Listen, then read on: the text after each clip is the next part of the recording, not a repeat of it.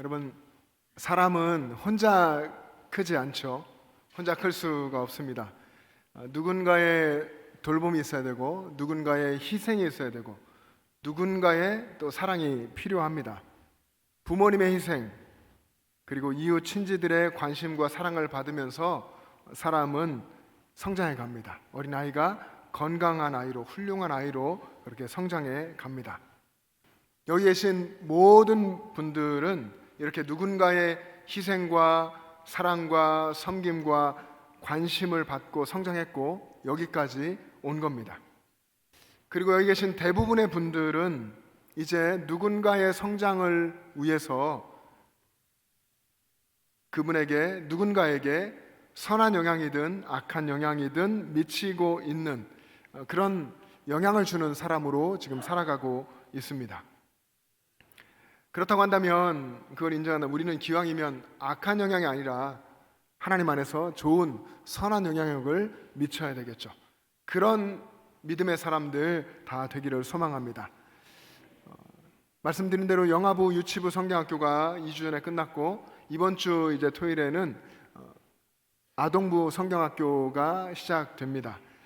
우리의 다음 세대가 우리 이 교회학교 현장 속에서 굳건한 믿음의 아이들로 성장해 가기를 소망합니다.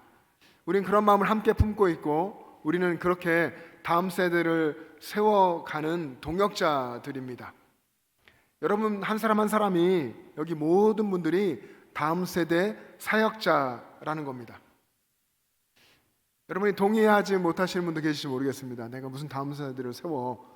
여러분 왜 우리가 다음 세대 사역자입니까? 여기 계신 우리 중에 어떤 분들은 어린 자녀를 양육하고 계시죠. 자녀가 성장해 가고 있는 그런 부모님들 계십니다. 이 어린아이를 세워가는 다음 세대 사역자죠. 또 우리 중에 교사들이 있습니다. 일부 예배 시간대에 아동부 예배가 드려졌고 또 중고등부 예배를 드렸는데요. 교사들이 있습니다. 교사들, 어린 아이들 맡겨주신 학생들을 품고 섬기는 다음 세대 사역자입니다. 또 우리 집엔 아이가 다 컸는데 집에 있어 하는 분도 계시겠죠. 다 큰 우리 청년을 키우고 계시는 그런 부모님도 그 아이를 향한, 자녀를 향한 사역자십니다. 또 우리 자녀는 결혼도 다 해서 출가했고 그래서 그 가정에 하나님이 자녀 주셔서 손주가 있어 하시는 분도 손주를 향해서 기도하는, 또 할 수 있으면 기회를 따라서 섬겨주시는 조부모로서의 다음 세대 사역자입니다. 또 우리 어른들 대부분은 우리 교회학교 150명 중에서 한 아이 혹은 두 아이의 기도 후원자분들이십니다. 지금까지 7년여 동안 계속 우리 다음 세대를 연결을 했었잖아요. 그래서 한 명, 두 명 아이들 카드를 가지고 여러분 기도하실 텐데 우리 교회학교 학생을 기도로 후원하고 그들을 사랑하는 기도 후원 결혼자로서 다음 세대 사역자입니다. 또 믿지 않는 가족이 있어서 우리 가족을 전도하고자 힘쓰시는 분들, 우리 지역에 옆에 있는 분을 예수 믿게 하려고 힘쓰고 계시는, 어떻게든 복음 전하고 어떻게든 믿음을 갖게 하려고 애쓰시는 그런 분들이 신앙의 다음 세대를 세워가기 위해 힘쓰는 다음 세대 사역자들입니다. 그러면 여러분, 우리가 다음 세대 사역자라면 이 일을 할 때에, 하나님 나라의 이 일을 할 때에 겉으로 드러나는 일들로 낙심하지 않고 포기하지 말고 끝까지 용기를 내서 달려가야 합니다. 반드시 그래야 합니다. 끊임없이 내 주변에 내 자녀와 이웃 또 친구를 향해서, 아이들을 향해서 사랑을 베풀고 끊임없이 후원해주고 또 기다려주고 인내하고 가르치고 그렇게 씨를 뿌려도 열매는커녕 싹조차 나지 않는 것 같은 그런 때가 있습니다. 그렇지만 포기해서는 안 됩니다. 성경 역사 속에 바벨론 70년 세월이 있어도 또 애굽의 400년의 그런 노예 생활을 하며 힘든 그런 시기가 우리 삶 속에 있을지라도 믿음으로 하나님의 역사를 바라보면서 인내해야 합니다. 그러면 반드시 열매를 보게 될 겁니다. 교회학교의 그런 교육의 현장이나 가정에서 아이들을 신앙으로 양육하다 보면 기쁘고 즐거울 때도 많지만 어떤 때는 깊은 한숨이 나오고 어떤 때는 또 절망감이 드는 그런 때도 있습니다. 요즘 교회 학교 아이들은 대부분 아마 만인 한 90% 이상이 부모님 따라 교회에 올 겁니다. 부모 따라 정말 억지로 오는 것 같이 보이는 아이들을 볼 때, 또 우리 중고등부 아이들 중에 덜어는 반쯤 눈을 감고 있고 듣는 건지 듣지 않는 건지, 설교 시간에도 또 분반 공부 시간에도 목사님이나 선생님의 이야기보다는 핸드폰, 스마트폰에 빠져 있는 그런 아이들을 매주 마주하게 될 때에 그런 생각이 들기도 합니다. 때로는 내가 정말 교사인가, 내가 정말 부모인가, 이런 봉사, 부모로서의 끝없는 헌신, 또 교사로서 아이들을 섬겨주고 참아주는 이런 것들이 진짜 이 아이에게 의미가 있을까? 교사인 나에게, 부모인 나에게는 정말 의미가 있는 것인가? 이런 질문들이 나를 공격해 올 때는 정말 그 마음이 힘듭니다. 또 때로는 원치 않는 그런 일들이 일어나기도 하죠. 원치 않는데 나로 인해서 내 동료 교사가 상처를 받거나, 나로 인해 우리 반 아이가 상처를 받게 되고 설명할 수 없는 그런 일들이 일어났을 때는 그 고민과 괴로움과 힘겨움은 말로 다 표현할 수가 없습니다. 정말 계속해야 되나? 매주 기도하고 아이들의 이름을 부르면서 기도하고 토요일마다 분반 공부를 준비하고 이런 것들이 정말 의미가 있는 걸까? 하는 생각을 하게 되면서 영적 피로감이 몰려오기도 합니다. 다음 세대 신앙인을 세우는 사람으로 살아가는 우리들은 여러 의미에서 이렇게 때로 절망감을 느끼기도 하고 영적 피곤함을 느끼기도 합니다. 그런 우리에게 오늘 본문의 말씀은 용기와 희망을 줍니다. 비록 힘들고 괴로워서 눈물을 흘릴지라도 주님이 주실 열매를 기대하고 기다리면서 끝까지 인내할 수 있는 힘을 줍니다. 오늘 본문 시편 126편은 이스라엘 백성들이 무려 70년 동안이나 바벨론에서 포로 생활을 하다가 포로 생활을 하나님이 끝내주시고 예루살렘으로 돌아와서 그 땅에 온 이스라엘 백성들이 부른 노래입니다. 오늘 읽지 않았지만 1절에 보면 바벨론에서 예루살렘으로 돌아올 때에 그들의 이스라엘 백성들의 심정이 꿈꾸는 것 같았다라고 고백합니다. 1절 말씀을 한번 자막 보면 같이 읽습니다. 시작. 여호와께서 시온의 포로를 돌려보내실 때에 우리는 꿈꾸는 것 같았도다. 아멘. 꿈꾸는 것 같았도다. 하나님의 역사가 얼마나 감격적이어서 그랬을까요? 여러분의 신앙생활 속에서도 이런 경험을 간혹 하시죠? 야, 하나님 살아계셔. 정말 이게 정말 기적 아닐까? 이렇게 생각할 때가 있습니다. 70년 동안 바벨론에서 나라를 잃고 그 고통스러운 종살이를 하다가 고국 땅 예루살렘으로 돌아갈 때 얼마나 그들이 기쁘고 감격스러웠겠습니까? 근데 그 기쁨도 잠시였고 그들이 마주한 그 땅의 현실은 참담했습니다. 성전은 불탔고 성벽은 다 무너졌고 그리고 70년 동안이나 버려졌던 땅은 황폐해져 있었습니다. 근데 그 땅에 먹을 것조차 하나도 없는 그 땅에 그들은 이제 하나님의 일을 기대하고 씨를 뿌려야 했죠. 절망적인 상황 속에서 눈물을 머금고 씨를 뿌려야 했습니다. 지금 당장의 배고픔을 위해서 그들이 있는 곡식을 먹지 않고 종자를 가지고 그것을 그 땅 황폐한 땅에 뿌려야 했습니다. 그 종자를 뿌릴 때에 그들은 내년에 하나님이 이루어 주실 하나님의 역사, 여기에서 싹이 나고 그리고 꽃이 피고 열매를 맺게 하실 하나님께 그들의 모든 것을 맡기고 드리며 그 생명 역사를 기대하면서 씨앗을 뿌렸습니다. 백성들은 눈물을 흘리며 씨를 뿌린 거죠. 그러면서 이 씨앗이 자라기는 할까? 혹시 가뭄이 들어서 우리가 거둘 열매를 전혀 거두지 못하고 우리가 다 굶어 죽게 되는 것은 아닐까? 이렇게 엄습해오는 두려움, 염려와 걱정들을 내려놓고 하나님이 하실 거야. 하나님이 자라게 해주실 거야. 소망을 품고 울면서 씨를 뿌렸습니다. 여러분, 오늘날 우리가 마주한 다음 세대 사역 현장이 이와 비슷한 것 같습니다. 세상에 정말 이 거친 물결들, 아이들에게 밀려가는 이런 세상의 세속적인 문화의 흐름 속에서 우리 아이들의 마음은 세상에 빼앗기고 그 마음이 딱딱하게 굳어져 돌짝밭같이 된 것도 같습니다. 그런 이 아이들의 마음에 복음의 씨앗을 심고 기도의 눈물로 물을 주며 그들을 위해서 섬기는 우리 기성세대 신앙인들의 모습이 마치 70년 만에 고국으로 돌아와서 눈물을 흘리면서 그 황폐한 땅에 씨앗을 뿌렸던 그 이스라엘 백성들의 그 처절한 모습과 비슷합니다.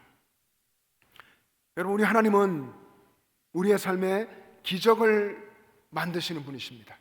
우리 삶에 기적을 이루시는 분이십니다.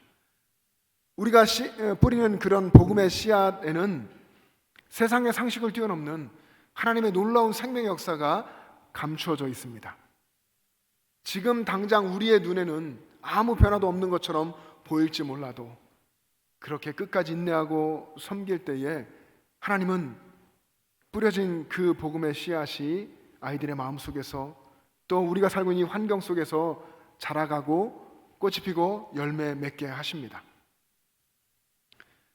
여러분, 어느 교회 유치부의 한 꼬마가 어른들과 함께하는 이런 예배, 주일 예배에서 기도를 하게 됐습니다. 그 아이 생전 처음으로 유치부 초등학교 들어가기 전 이 아이가 처음으로 주일 예배에서 어른들 앞에 기도하게 됐습니다. 그래서 이 아이의 담임 선생님이 이 아이가 실수할까봐 이 아이를 가르칩니다. 기도를 가르쳐주고 또 기도문을 적어주고 그리고 달달달 외우게 했습니다. 드디어 주일이 됐고 주일 아침에 지금처럼 이 수백 명의 어른들 앞에 선 이 꼬마가 기도 시간 돼서 기도하게 됐습니다.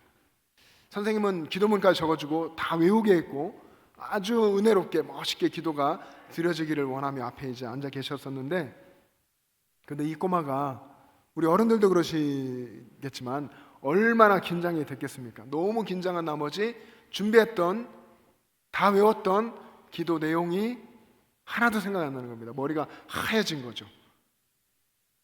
기도를 하지 못하고 있는 모습을 선생님이 보고 이 아이도 서로 바라보면서 선생님이 발을 동동 구르면서 안절부절하고 있는 겁니다.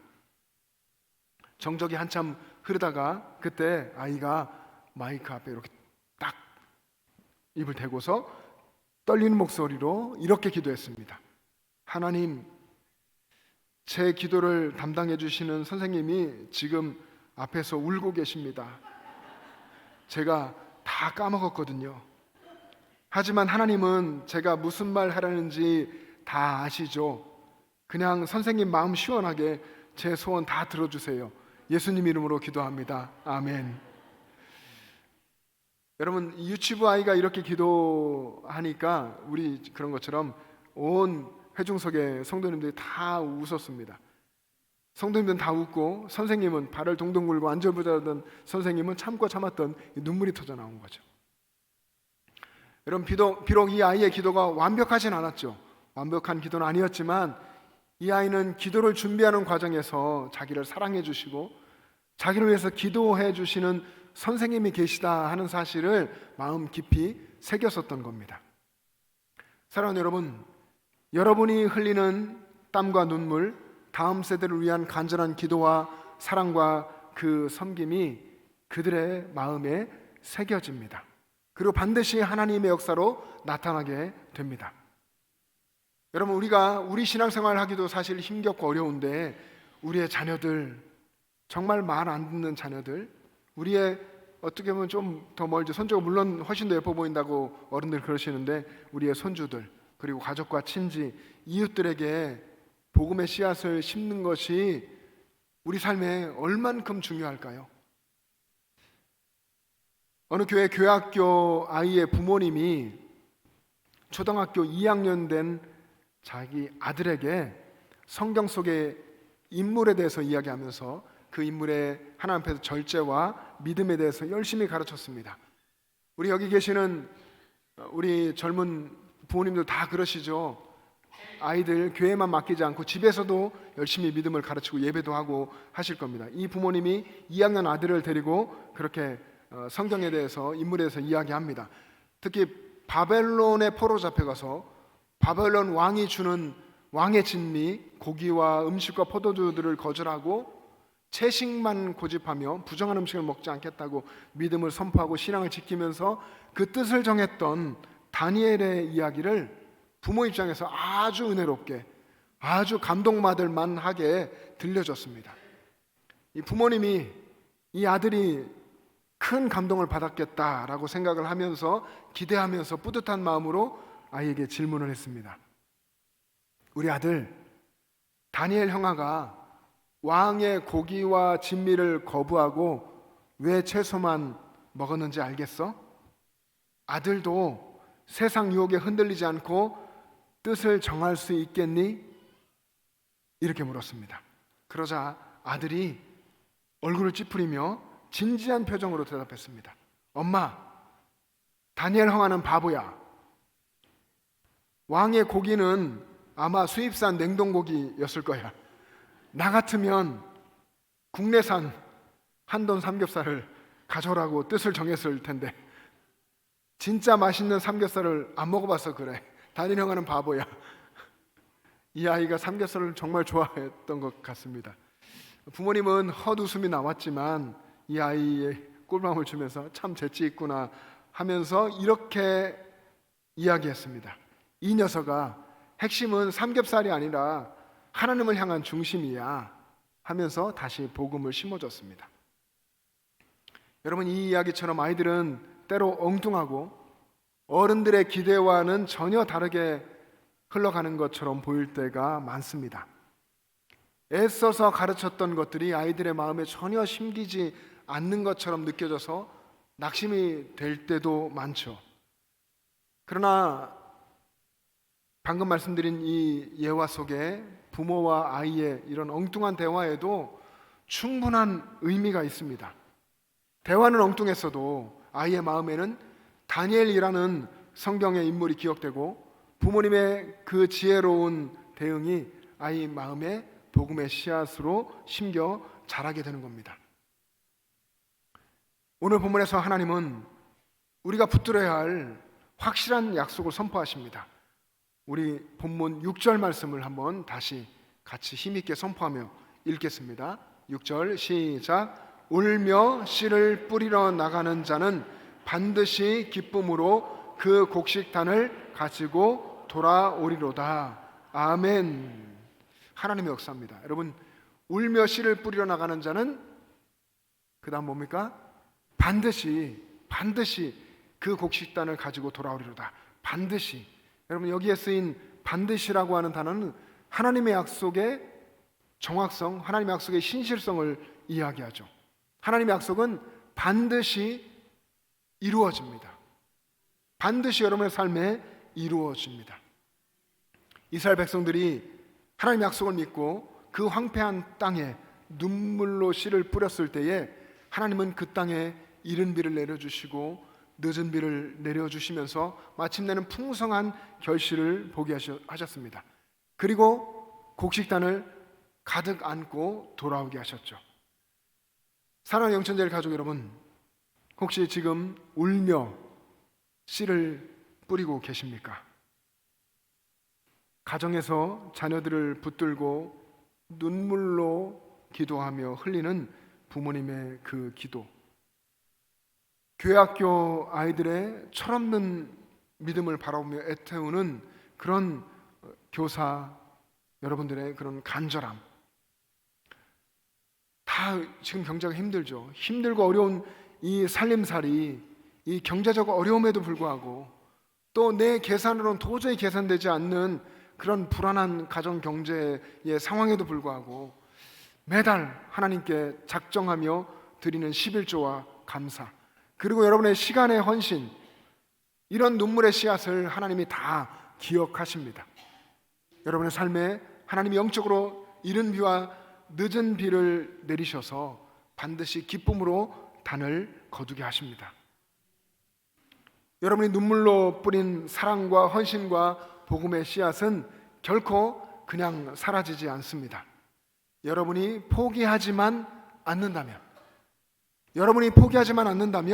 반드시 하나님의 때에 하나님의 방법으로 찬란한 믿음의 꽃을 피우게 되고, 그리고 기쁨의 곡식단 열매를 거두게 하실 것입니다. 오늘도 여러분 낙심하지 않고 묵묵히 하나님이 허락하신 사역의 현장으로 나아가십시오.